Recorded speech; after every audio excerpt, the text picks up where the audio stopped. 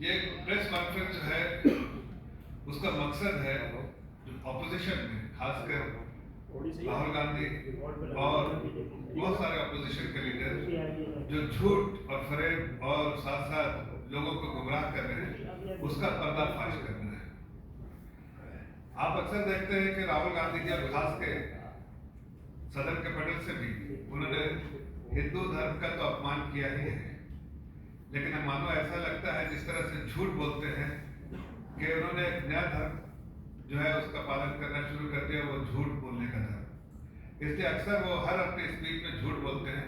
आज उसी को आंकड़े के को दिखाते हुए उस झूठ का पर्दाफाश करना चाहता हूँ। देखिए, अक्सर वो आप सुनते होंगे राहुल गांधी और बहुत सारे विपक्ष के लीडर उनको जो फॉलो करते हैं वो कहते हैं कि देश में बेरोजगारी है या जॉब क्रिएशन नहीं हो रहा है या देश की अर्थव्यवस्था स्ट्रांग नहीं है। ये सिर्फ राहुल गांधी और अपोजिशन बोलते हैं, दुनिया नहीं बोलती है, मैं बता रहा हूँ। या महंगाई बहुत बढ़ गई है। आज इन तीनों मुद्दे पे और खास के जॉब क्रिएशन पर, जो रोजगार के मामले पे, मैं आपके सामने बहुत सारे ऐसे आंकड़े रखूंगा जिससे राहुल गांधी जी और उनके जो ब्रिगेड है उनका पर्दाफाश हो जाएगा। मैं बताना चाहता हूं कि पूरे दुनिया में कोविड के बाद और खासकर पिछले 2 सालों से पूरे दुनिया में अगर सबसे बेहतर जो अर्थव्यवस्था जिस देश की है वो भारत वो देश है जिसमें इन्फ्लेशन कंट्रोल में है। 3 महत्वपूर्ण चीज होती है, इन्फ्लेशन है, जॉब क्रिएशन है और बाकी जो मैक्रो इकोनॉमिक पैरामीटर्स है, उस तीनों मापदंड में भारत सबसे आगे है, सबसे सक्सेसफुल नेशन है इन तीनों चीज को मैनेज करने में। आज आप देखिए जिस तरह से ग्रोथ रेट है भारत की, वो दुनिया के जो पूरे ग्रोथ इंक्रीमेंटल जीडीपी जो होते हैं वो पूरे दुनिया के इंक्रीमेंटल जीडीपी का 18%, ऑलमोस्ट 1/5 आपके देश से आता है। फिर भी ऑपोजिशन के लीडर कहते देश की अर्थव्यवस्था ठीक नहीं। हो सकता है उनकी पार्टी की व्यवस्था ठीक नहीं हो, लेकिन देश की अर्थव्यवस्था ठीक है। ये मैं आपको बताना चाहता हूँ और ये इस बात को दुनिया के हर मल्टीलैटरल, हर बड़े इंस्टीट्यूशंस, वर्ल्ड बैंक, IMF और दुनिया के बड़े बड़े बैंक जिनका भारत से कोई लेना देना नहीं, वो सिर्फ आंकड़ों और जो उनका एक्सपीरियंस है उसके बेसिस पे जाते हैं। उनका जो उनके हिसाब से इन्फ्लेशन जो है हिंदुस्तान में कंट्रोल में है, जो महंगाई दर है, अर्थव्यवस्था यहाँ पर, और सबसे ज्यादा जॉब क्रिएशन में नंबर 1 दुनिया में भारतवर्ष है। ब्रीफली मैं थोड़ा सा आपको कुछ आंकड़े बताता हूँ, उससे आपको भी समझ में आएगा कि जो लोग का जो डबल स्टैंडर्ड है उसका उनको बेनकाब आज करना चाहता हूँ। आपने देखा होगा कि RBI की रिपोर्ट आई, आपने देखा होगा जिसमें उसमें बताया कि पिछले 1 साल में 2023-24 में जो है लगभग 5 करोड़ जॉब क्रिएशन हुआ। सारे डेटा मेरे पास है, मैं आपको दिखाना चाहता हूँ। जो पूरा वर्क फोर्स था वो 57.9 करोड़ था, अभी 64.3 करोड़ है। लगभग 5 करोड़ जॉब क्रिएशन सिर्फ 1 साल में हुआ है। ये आंकड़े RBI के हैं, अभी जो पब्लिश है वो दिखता है। दूसरी तरफ इंपॉर्टेंट बात है कि पिछले 10 सालों में 2014 से लेके 2024 तक हमारे 10 साल के कार्यकाल में हमने 12.5 करोड़ जॉब क्रिएट किया है। 12.5 करोड़ जॉब, ये अपने आप में एक रिकॉर्ड है। पूरे दुनिया में सबसे सक्सेसफुल जॉब क्रिएशन करने वाली जो देश है वो भारतवर्ष है। इसकी वजह है कि हमने हमारे यहाँ जो लीडरशिप है, और देश की जनता को बधाई देना चाहता हूँ जिन्होंने एक स्टेबल सरकार बार बार दिया, उससे हमने बहुत अहम, कड़े और जो देश के हित वाले फैसले और एक पॉलिटिकल विल जिसके लिए चाहिए और एक स्ट्रॉन्ग लीडरशिप जो चाहिए थी, उसके बेसिस पे हमने आदरणीय प्रधानमंत्री जी की अगुवाई में जो डिसीजन लिए गए, चाहे स्ट्रक्चरल रिफॉर्म्स हो या पॉलिसी रिफॉर्म्स हो, उन सब की वजह से देश की अर्थव्यवस्था बहुत अच्छी हुई, देश आगे बढ़ रहा है और साथ साथ जॉब क्रिएशन बहुत हुआ। हमने 12.5 करोड़ जॉब क्रिएट किया इसलिए कि हमारे देश में ग्रोथ है।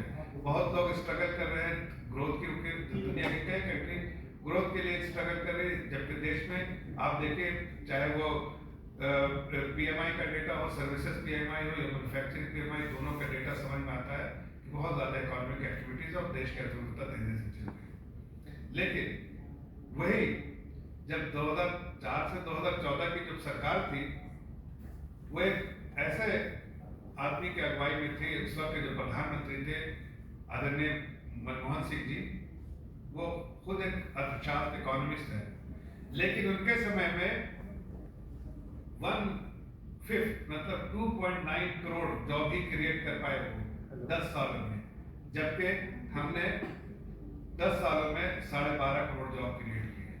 आप अगर लेबर पार्टिसिपेटिंग फोर्स के नंबर देखिए, लेबर फोर्स पार्टिसिपेटिंग रेशियो वो 57.9 हो गया 2022 से 23 में, और अगर आप वर्क पार्टिसिपेशन रेट्स देखिए तो 56 हो गया है, और अनएम्प्लॉयमेंट रेट जो है 2017 में जो था 6%, वो घट के अब 3.2 हो गया है। तो इससे समझ में आता है कि देश में अर्थव्यवस्था जो है बढ़ी है, ग्रोथ बढ़ रहा है, जॉब क्रिएशन हो रहा है, और जो है अर्थव्यवस्था में तेजी है। एक और तरीका है देखने का, आप अगर देखिए कि EPFO में जो जितने लोग ने एनरोल किए हैं उसके भी अपने रिकॉर्ड नंबर हैं, वो अपने आप में बताता है कि हाईएस्ट एवर जो है उस वक्त जो एनरोलमेंट हो रहा है, जाहिर है जब एनरोलमेंट हो रहा है, ये जो है ऑर्गेनाइज सेक्टर में जब एनरोलमेंट होता है तो EPFO में आंकड़े देखते हैं। उसके अलावा अगर आप देखिए कि इसमें हमने ये सारा कुछ कैसे कर पाए, इस पूरे चीज को करने का अंजाम देने के लिए आदरणीय प्रधानमंत्री की जो स्कीम थी PLI स्कीम, हमने देखा PLI स्कीम के बारे में कितना जो अपोजिशन ने बार बार इसके खिलाफ जो है मुहिम चलाई, लेकिन प्रधानमंत्री जी ने समझा था कि देश हित में, देशवासियों के हित में ये अच्छी स्कीम है और इससे बहुत सारे रोजगार का दरवाजा खुलेगा और यहाँ देश आत्मनिर्भर बनेगा। आज अब छोटे से मिसाल को देता हूँ आपको कि टेलीकम्युनिकेशन स्पेस में हम जो है जब PLI स्कीम को चालू किया तो उसके बाद से आज देखिए कैसा फर्क है। 2014 तक 2013-14 तक जो है हम 5 करोड़ मैन्युफैक्चरिंग करते थे मोबाइल फोन का, और 21 करोड़ जो है इंपोर्ट करते थे।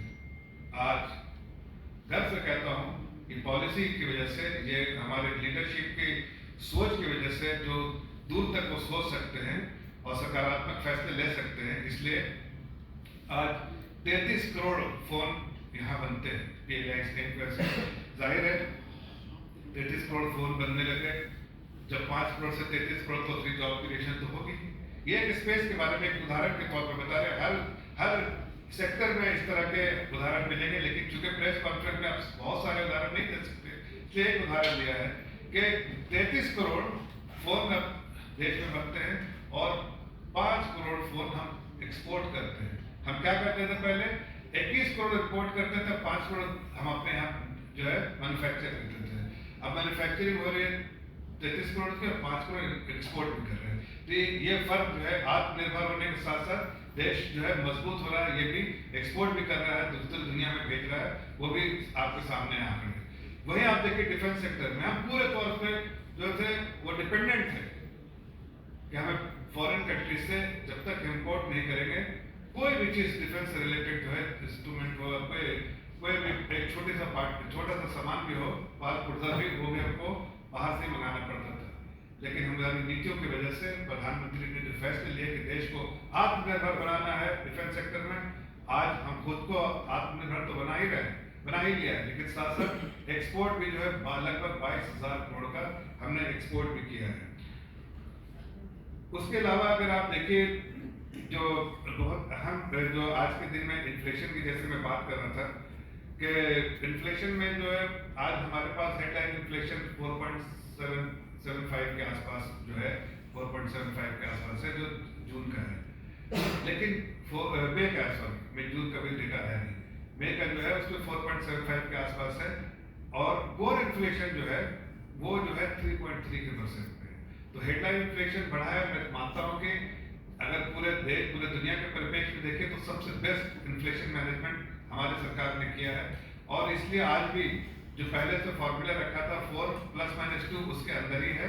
और पूरे 10 साल का अगर आंकड़ा निकालो तो हमारे कार्यकाल में 5% जो है इन्फ्लेशन रहा है, एवरेज इन्फ्लेशन। और उनके यहाँ पर जब यूपीए की सरकार में डबल जो है ऑलमोस्ट 9% के पास रहा। और अगर 2009 से 2014 के बीच में देखें तो लगभग 10% उनका इन्फ्लेशन रेट, एवरेज इन्फ्लेशन रहा। और हमारे यहाँ पूरे 10 साल के कार्यकाल में 5% रहा। उसके बावजूद कि कोविड जैसी महामारी हमने देखा है, कोविड जैसे समय देखा है, यूक्रेन का क्राइसिस देखा है, जहां पर सप्लाई चेन बिल्कुल बंद हो जाता है, डिसरप्शन था कंप्लीटली, नो सप्लाई चेन। और हर जगह जो है डिमांड की वजह से और सप्लाई ना होने की वजह से इन्फ्लेशन, बहुत इन्फ्लेशन बढ़ गया था। फिर भी उन सारे इम्पैक्ट को लेते हुए भी हमारे देश में इन्फ्लेशन का जो इम्पैक्ट है सिर्फ 5% पिछले 10 सालों में जो हमारा इन्फ्लेशन का एवरेज रेट रहा। अब वही देखिए, यूपीए के समय में इन्फ्लेशन भी बढ़ा और बहुत सारी ऐसी चीजें हुई जिससे आपको समझ में आता है कि उसके समय में अर्थव्यवस्था जो है बहुत गलत तरीके से मैनेज हो रही थी। इसलिए बैंकों की हालत खस्ता थी, बैंक इस स्थिति में नहीं होते थे कि कुछ कर पाए। आज बैंकों की हालत देखिए, जिस तरह से बैंक को हमने रिकैपिटलाइज किया, वहां पे जो एनपीए थे उसको मैनेज किया, उसको रिकवरी की। आज बैंक के हर मापदंड में बैंक स्ट्रांग है और बैंक स्थिति में है कि जितना से ज्यादा क्रेडिट ऑफटेक हो तो उसके लिए वो समर्थ है कि वो लोन देने के समर्थ है। हाँ, उस वक्त की जो फोर बैंकिंग थी वो बंद हो गया भाई, फोर बैंकिंग नहीं होता हमारे यहाँ। हमारे समय में बिल्कुल क्रेडिट टू वैल्यूएशन प्रोसेस के बेसिस पे जो सही है, जिस तरह के लोन देना सही है, जो डिजर्विंग काउंटर पार्टी उसी को बैंक लोन देती है। और उसकी वजह से आज बैंक की हालत भी अच्छी है। बैंक के मापदंड देखते, जिस मापदंड पे भी आप उसको नापिए उस पर बहुत अच्छी हालत में है और बैंक अच्छा कर रही है। इससे समझ में आता है कि आगे आने वाले दिनों में जो प्राइवेट इन्वेस्टमेंट होंगे, अब प्राइवेट इन्वेस्टमेंट को बढ़ाने के लिए बैंक इस स्थिति में आ गई है कि बैंक उनको ऋण दे सकती है। उसके अलावा अगर आप देखिए इस वक्त की अर्थव्यवस्था के बारे में जब वो बात करते हैं तो जो तीसरी चीज मैंने कही, पहले जॉब क्रिएशन के बारे में बताया, इतना बड़ा झूठ कि यहाँ जॉब क्रिएशन नहीं हो रहा। 12.5 करोड़ जॉब हमने पिछले 5 साल में क्रिएट किया है। अनएम्प्लॉयमेंट 3.8 रेट है। हमने आपको सारे आंकड़े बताए किस तरह से जो है वर्कफोर्स पार्टिसिपेशन रेशियो बढ़ा है, किस तरह से लेबर पार्टिसिपेशन रेशियो बढ़ा है। और ये आज के दिन में अनएम्प्लॉयमेंट रेट जो है इस साल जो है 3.2% है। और साथ साथ उनके समय में 10 साल में 2.9 करोड़ की जॉब क्रिएशन हुई थी और सारे अर्थव्यवस्था को चरमराते अर्थव्यवस्था बना के उन्होंने फिर भी 2.9 करोड़ जो है वो जॉब क्रिएट किए थे। जबकि हमने अपने समय में 12.5 करोड़ और देश अर्थव्यवस्था, चरमराती अर्थव्यवस्था को अच्छी अर्थव्यवस्था बनाया। फ्रॉम 14वीं पोजीशन जो 2004 से 2014 तक 11वीं पोजीशन में जो अर्थव्यवस्था थी ग्लोबल रैंकिंग, उसको हम 10 साल में चेंज नहीं हुआ था उनके समय में, उसको आज हम 5वें स्थान पे लेके आए। और अगले 2 साल में जिस तरह से इकोनॉमिक ग्रोथ है, अगले 2 साल में वो हमको लगता है 2027 तक हम उसको देश की दुनिया की तीसरी अर्थव्यवस्था बनने में कोई रुकावट नहीं होगी। बल्कि विकसित भारत का जो सपना देखा आदरणीय प्रधानमंत्री जी, जाहिर है अमेरिका